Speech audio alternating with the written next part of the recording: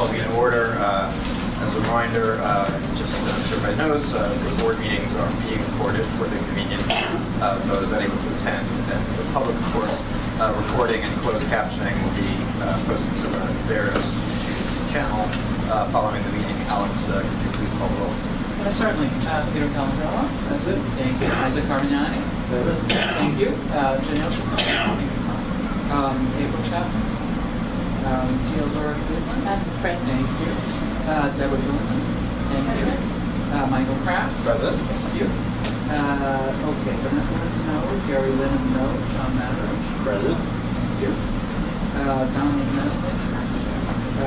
Raymond Orlando. I am here. Okay. Gloria Investor. Here. Thank you. Andrew Kovana. Thank you. And Stephanie Sokol and Missouri University absent. Okay. We have a quorum. Thank you. First order of business is calendar item number 1, which is noting the minutes of the meeting of the Board of Education Housing System held on April 19, 2017. The minutes have been previously distributed to the board via the SharePoint site. I have a motion to approve the minutes of the April 19th board meeting. Michael, second. Thank you, Zora. Please raise your hand if you vote to approve the minutes. Please raise your hand. Abstentions. Motion carries unanimously. Next on the agenda is the ever exciting executive director's update. Sandy, would you like to share any remarks with us? Very short. Briefly? Yes. It is all day, every day CPMS as we accelerate toward our go-live date. And I've asked one of our team leads, Daniel Miller, and who's Deputy Executive Director, to give you an update on what's happening and a little preview of what our staff will be benefiting from. Briefly. Thank you as quick as possible. Here. You're welcome. As Sandy was saying, barring something catastrophic, go live in 13 days. It's been a long road to get here. This is long overdue. In your packet, you'll see this document here on your agenda. It's called the HISTIC. So this is what Burns staff currently uses to look up member information. 6 pages long.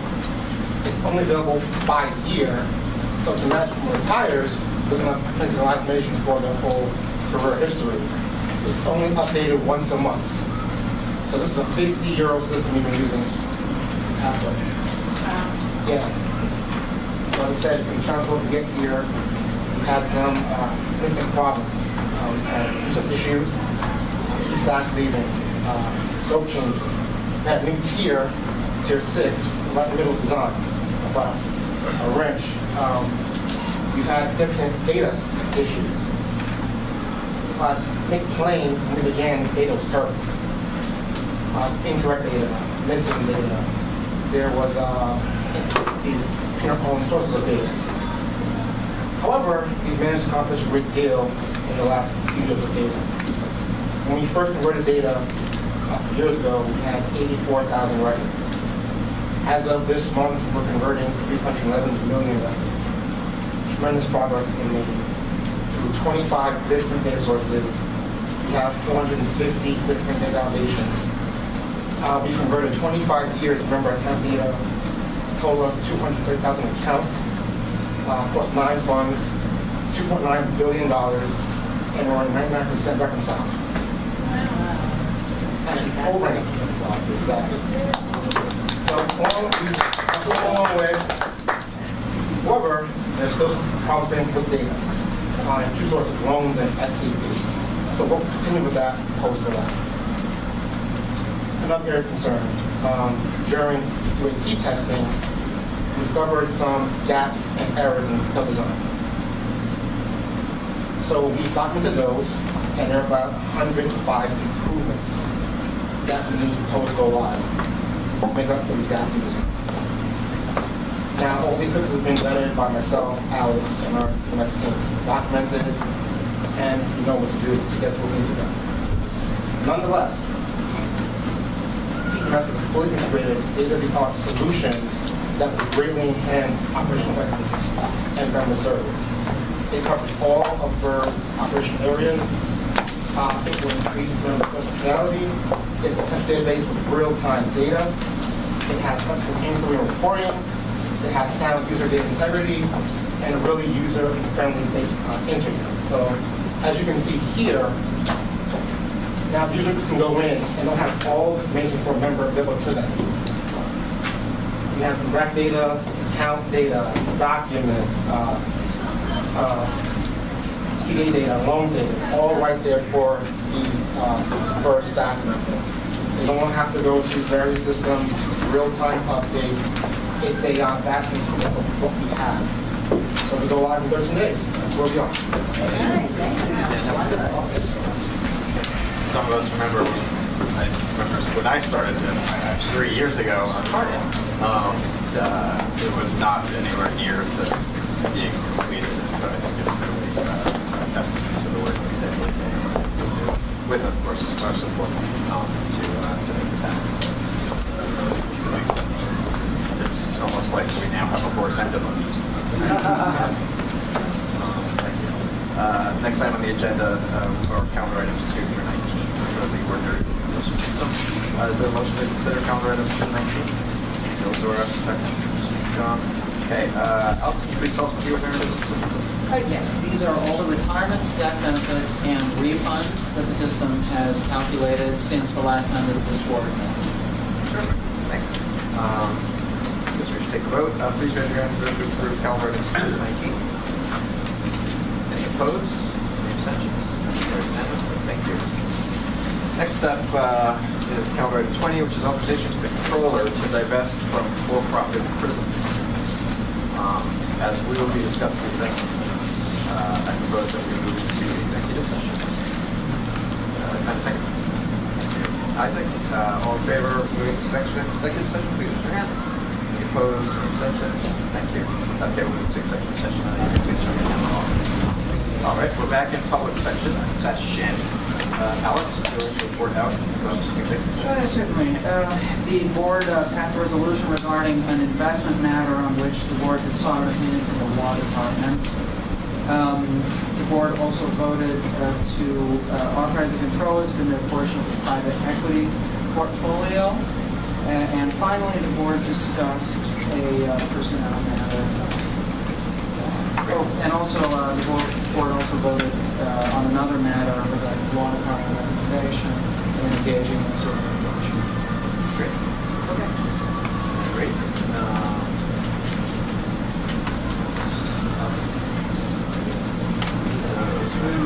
So should we move to item 25? 23. 23? Should I move to item 23? Or do I need to go back to executive session? This is a public session.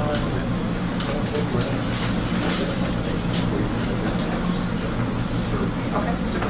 Great. Okay, great. So the next item is calendar item 23. This is authorization to the controller to conduct a concentrated global active equity manager search for the system. Is there a motion to consider the resolution? Thanks, Michael. Second. Thanks, Eldora. The Bureau of Asset Management is recommending to us that we authorize them to conduct a search for concentrated global equity managers. There is a notice in your packets, I believe, of the search.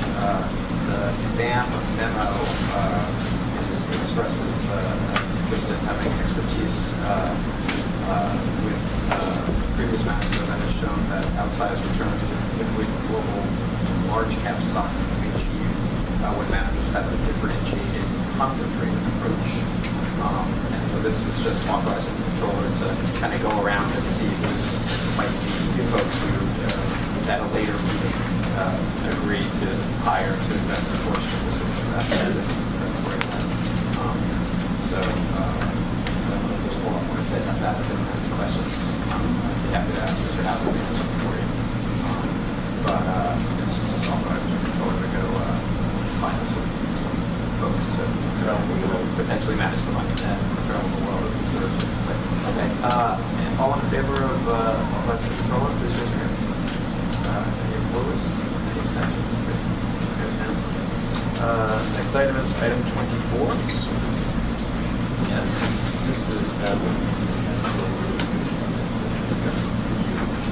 Okay. Oh, okay.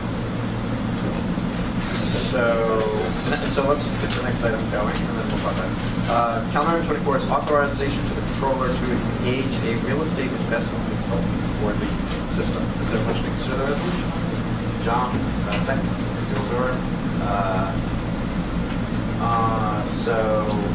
This morning, Sid, Michael, Isaac, John, I think you made a particular portion of it, and Ben and I sat through a thoughtful and lengthy conversation regarding real estate consultants. Mr. Adler. Oh, it can be if you want to discuss something sensitive. I mean, on its face, it's just. Okay, so why don't we move into executive session in the interest of You think so? super, Yeah.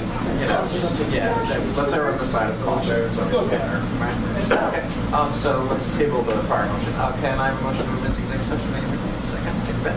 All in favor, please raise your hands. A lot of hand raising today, I apologize. Can you turn the camera on?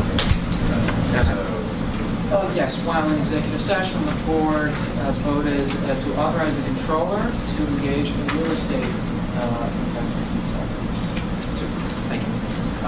Next item is item 25, authorization to amend the corporate governance principles and proxy voting guidelines of the system. Is there a motion to consider the resolution, please?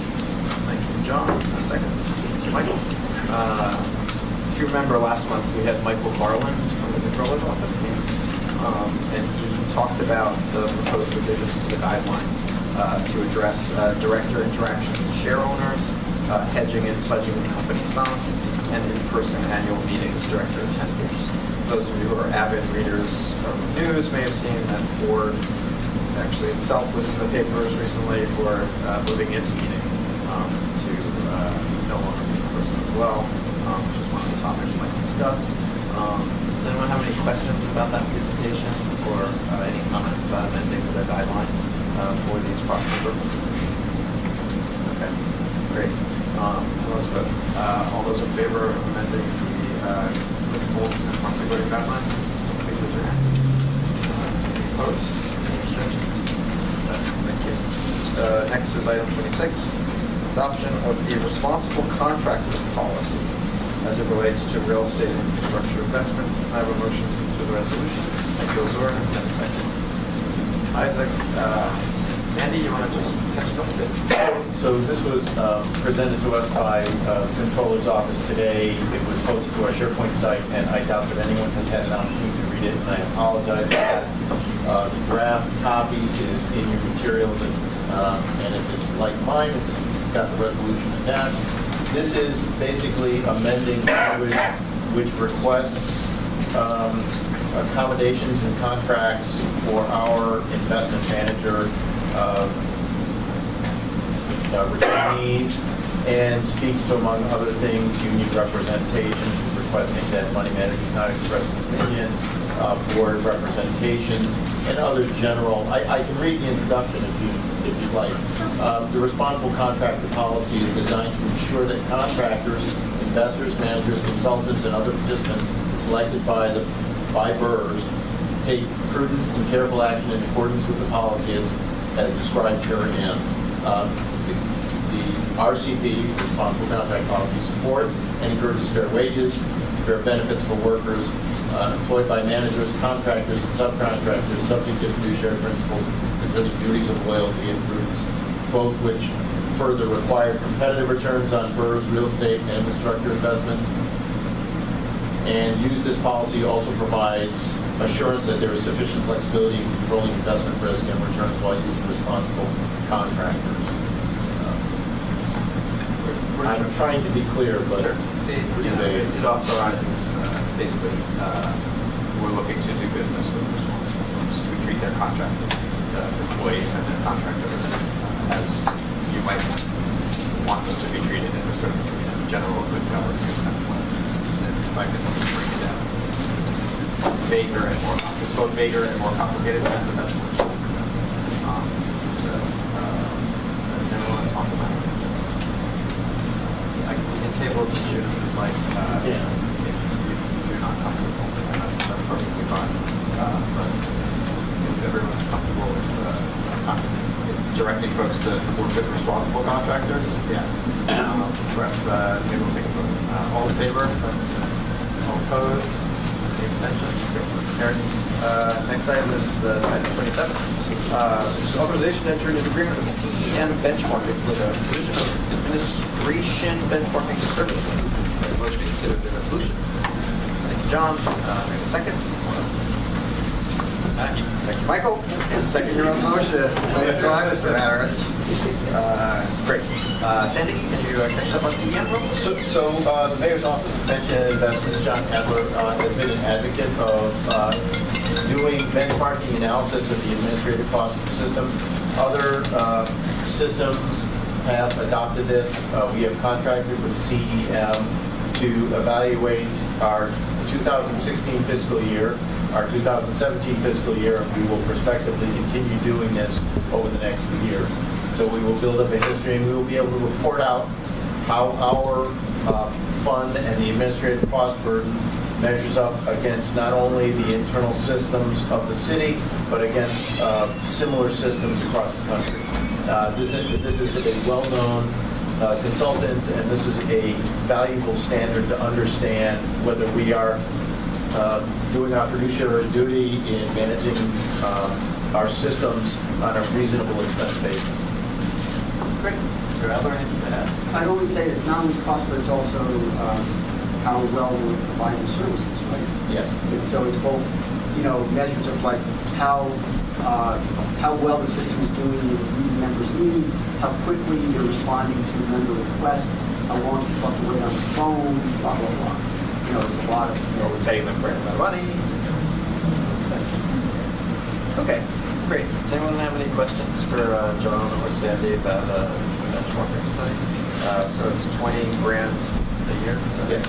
So base spending $20,000 for a kind of evaluation of how we're doing. I think it seems pretty prudent. I think we're doing this for 2 years. Doing it for 2 years? Yeah. So it's $20,000 annually for 2 years for a total of $40,000. So, does anyone have any questions or want to talk about it? Great. Okay, let's vote. All in favor of authorizing us to enter an agreement with CEM Benchmarking for the provision of administration and expert services to the account? All opposed? Any abstentions? Great. Jack hide back there. Great. Sherry is here. Sherry, you'd like to note the receipt of 2 items? Thanks. Everyone remember Sherry Chan, our actuary? There's 2 fiscal notes that were issued from the beginning of the fiscal year until when the board materials were due. They both are at 0 cost. One was to extend the interest rate that is used to credit member contributions, some member contributions, as well as calculating the employer contribution. It sunsetted the previous rate, will sunset, I should say, June 30th of this year. So this is just to extend it another year. It's the same rate. It's going to be continued at 7%, so therefore there's no cost to it. The other is a cost of living adjustment for special accidental death benefit. Again, it's more of an annual request bill. Because it is recurring each year, I do include it in evaluation, and because it is already included, this is just to extend it for another year, so to speak. There's no cost for it as well. And then the other item to note is the September 2017 COLA. Based on statistics that were published by the Bureau of Labor Statistics, we calculated to be 1.2%. There's a memo in the board packet that shows the derivation of that, if you wanted to see how it's derived. Thank you, Sherry. And then also one more announcement. Next month, I'm going to be bringing forth a resolution to rebalance the TDA fund. This is a annual requirement that is actually written into your code, I guess is what it's called for PERS. So we will try to get that memo out as soon as possible. There will be a resolution to move some money to balance the funds out, and that needs to be done before the end of the fiscal year. Great. And Sherry, if you wanted to set up a call after we get the memo, we can just do that through your office. Jump on a call. Yes. Perhaps Yes. have questions on that. That's great. Okay, thank you, Sherry. Does anyone have any questions for Sherry? I like the no-cost items and stuff. You can always, I will always support those. And I think Sandy is also going to load these documents on the SharePoint site as well. If you don't want to carry around the paper copies, you can take a look. That concludes the agenda for the meeting. Any other business?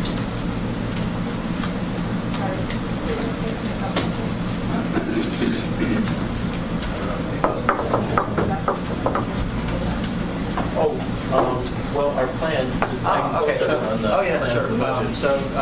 Sandy and his team are working on finalizing a budget for the upcoming fiscal year, which we will also run out of this meeting. We will distribute it in advance as well. So that concludes the agenda for the meeting. The next meeting is on June 21st. That's all right. Walk it. Then a motion to adjourn. Ben, second. Lori, all in favor, please raise your hands. Opposed, any abstentions? That concludes the meeting. Thank you. Have a good day.